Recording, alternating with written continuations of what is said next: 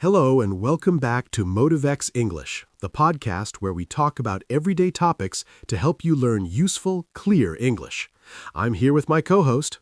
Hi everyone. Today we're going to talk about something almost everyone in the world has experienced. It's a big part of growing up.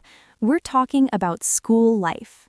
That's right. Whether you loved school, hated it, or felt somewhere in between, it's a huge shared experience, and it's full of great English vocabulary. We'll talk about different types of schools, subjects, daily routines, and memories. Perfect. And we'll do it slowly and clearly, explaining all the important words. Let's start with the basics. What do we mean by school? It's the place where children and young people go to be educated, to learn. But school can mean different things in different countries and at different ages. Let's break it down by age group. What's the first school for very young children? For very young children, maybe ages 3 to 5, there's often nursery school or preschool.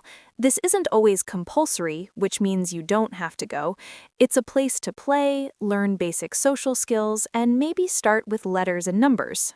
Then, around age 5 or 6, primary school begins. This is also called elementary school in some countries.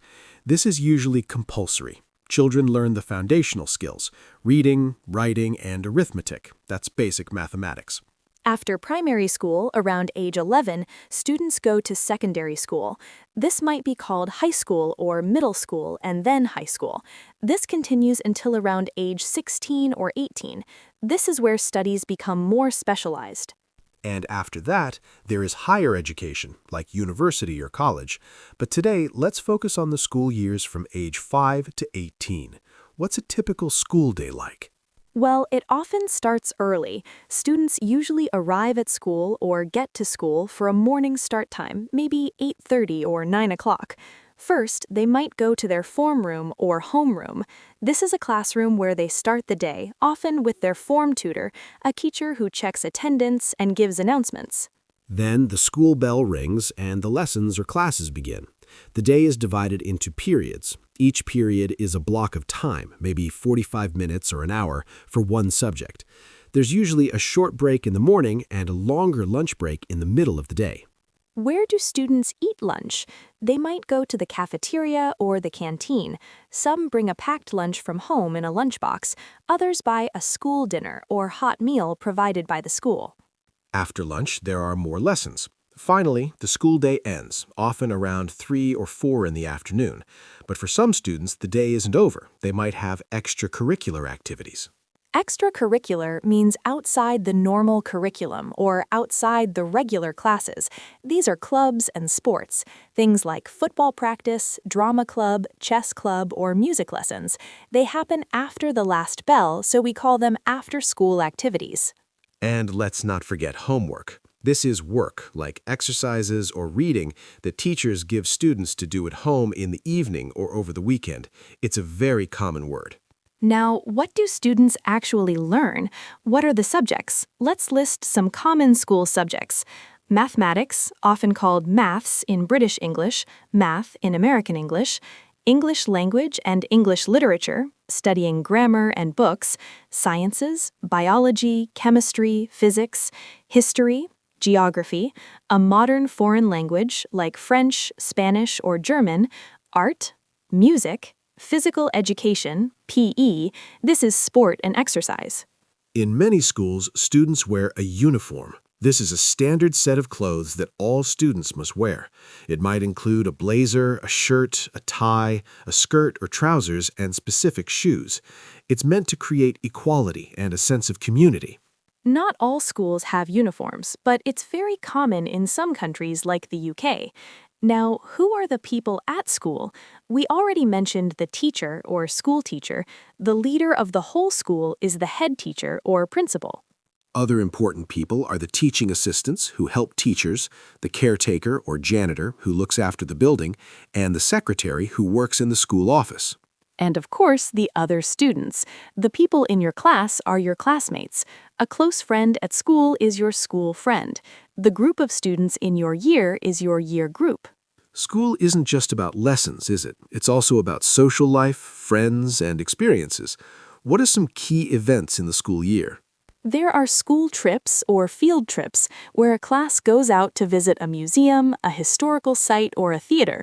Very exciting because it's a day out of the normal routine.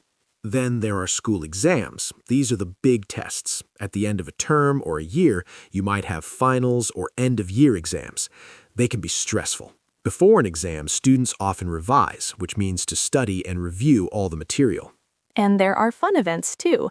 Many schools have a school play or musical where students act and sing. There's the sports day, a day of competitions like running races and jumping, and there might be a school dance or prom at the end of the year for older students. School also comes with its own feelings and memories. What were the best parts of school for you? I loved the feeling of breaks, running outside with my friends to play, and I loved art class because it was creative and relaxing. The worst part for me was definitely exams. The pressure to do well was difficult. What about you? I loved history lessons because the stories were like movies, and I enjoyed team sports in PE. My worst part was probably Monday mornings. Waking up early after the weekend was always hard, and sometimes bullying could be a problem. Bullying is a very serious topic. It means when a student is repeatedly cruel or mean to another student. It can be verbal, physical, or online now, which is called cyberbullying. Schools work hard to prevent bullying, but it's a sad reality for some. It is. But school is also where we learn to deal with challenges, make friends, and start to discover who we are.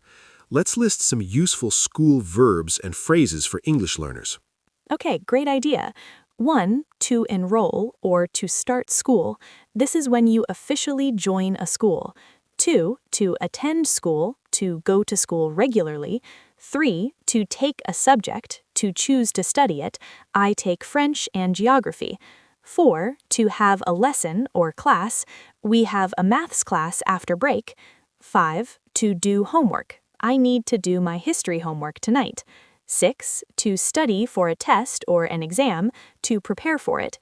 7. To pass an exam, to succeed and get a good enough grade. 8. To fail an exam, to not pass, to get a bad grade. 9. To graduate, to successfully finish and leave school, usually at the end of secondary school or university. 10. To skip class, to not go to class when you should. This is also called playing truant or bunking off. Excellent list. School vocabulary is so useful because it's about daily life. Even if you're not a student now, you might have children in school or you might talk about your own memories. Absolutely. Talking about your school days is a great conversation starter in English. You can ask, "What was your favorite subject?" or "Did you wear a uniform?" So our final thought is this. School life shapes us.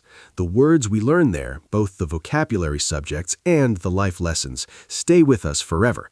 It's a universal experience we can all share stories about. Well said.